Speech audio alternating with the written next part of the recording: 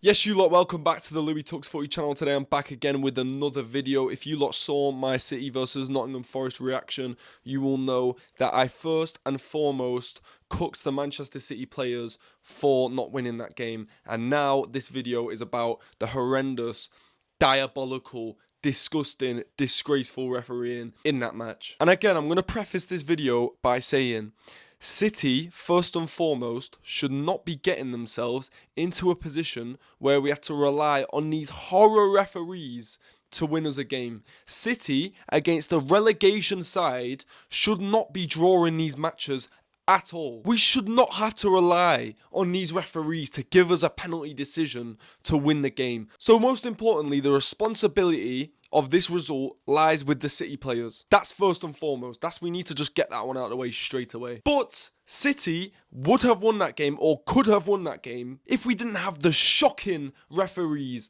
officiating that game. So before I actually get into it, I want to say Darren England and Tony Harrington, look at yourselves in the mirror and give your heads a wobble. You lot should not be officiating Premier League matches. In fact, you should not be officiating any football matches. And that's because how can you look at the most stonewall penalty of all time and not give it? This challenge from Matt Sells on Erling Haaland is as stonewall as you can get for a penalty. It's an absolute stonewaller. Everyone in the stadium knew it was a penalty.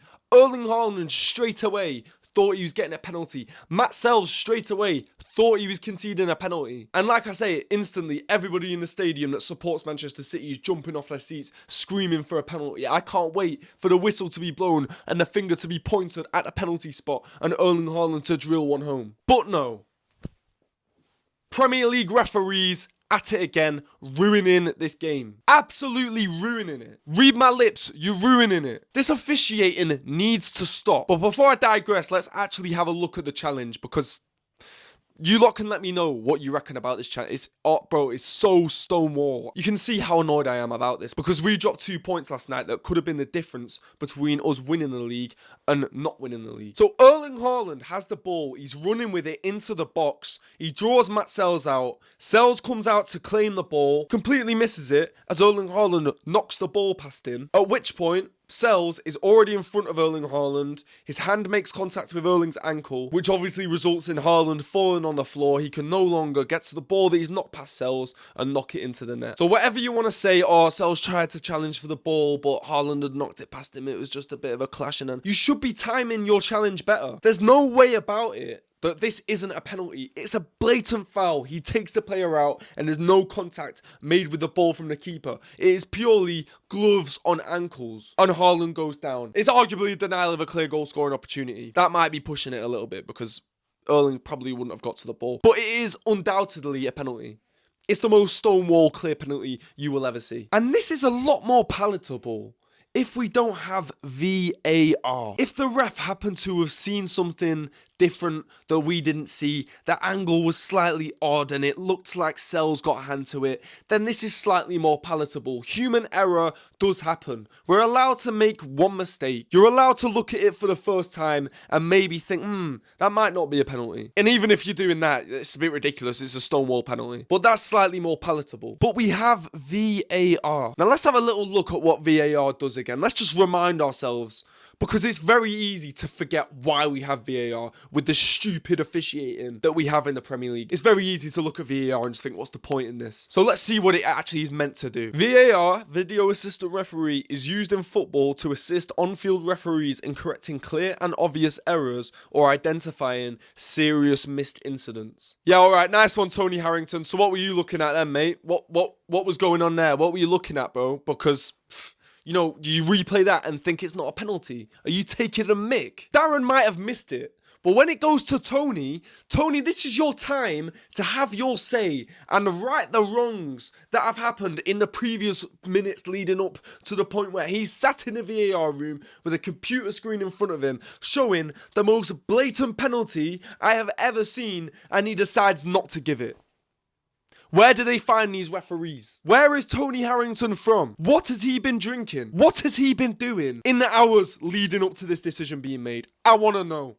I want drugs tests. I want breathalyzers. I want everything. I want to find out what this guy has been looking at, if his eyes work. I don't know what's going on in that VAR room. And I don't know what they're training these referees, because that is a blatant penalty and nobody can tell me otherwise. And that cost us 2 points last night. Absolutely ridiculous. Now, the second decision I want to talk about, I think, is a lot less obvious. And I'm actually 50-50 myself as to whether this is a penalty or not. So I'm going to take it down a notch. The ball comes up to Rodri. He's trying to hit it on the half volley. And it's Elliot Anderson who catches Rodri after the ball's been kicked. Now, for me, Elliot Anderson is challenging for the ball. The ball's gone and it's just a follow through into Rodri. Now, I think this would be a very soft penalty to give. Now, back in the day, I don't think this would be given for a penalty. And I kind of think this isn't a penalty. Anderson's challenging for the ball. There's a little bit of contact made with Rodri when Rodri's bringing his foot through as well. It's just a clash and contacts come together. And, you know, football's a contact sport. Rodri's following through into him. He's kind of coming in for the challenge. It's just a clash of legs. I don't think there's any intent behind it. I don't think it's a dangerous challenge. I don't think it's reckless. I don't think this is a penalty. However, in this day and age, this is a penalty. And we've seen these given time and time and time again. And there's certain decisions that referees make. I might be like, yeah, I agree with that. I agree that that isn't a foul. I agree that that is offside. I agree that that isn't offside. But it's the inconsistencies in the Premier League refereeing that wind people up and make people lose their mind. Because one week you see something not given for a penalty and the next week you see it given for a penalty, and it's the same scenario. And I just don't understand it, and no Premier League fans understand it, and this is why we can't get behind the referee and the officiating in the Premier League. So I'm not saying that referees have an agenda against Man City. I'm not going to play the victim. City shouldn't have got ourselves into the position where we need to rely on refereeing decisions. It should never have happened. But some of these decisions are ridiculous. And I can't just sit here and not talk about it as a fan and as someone that makes videos about football. It's a key moment in the title race. This could literally decide who wins the Premier League title. And the referees got it so wrong in the first instance. So I just can't ignore it. I can't not talk about it. It's so poignant. It's such a big moment. And the referee has got it so wrong when it's such an easy decision.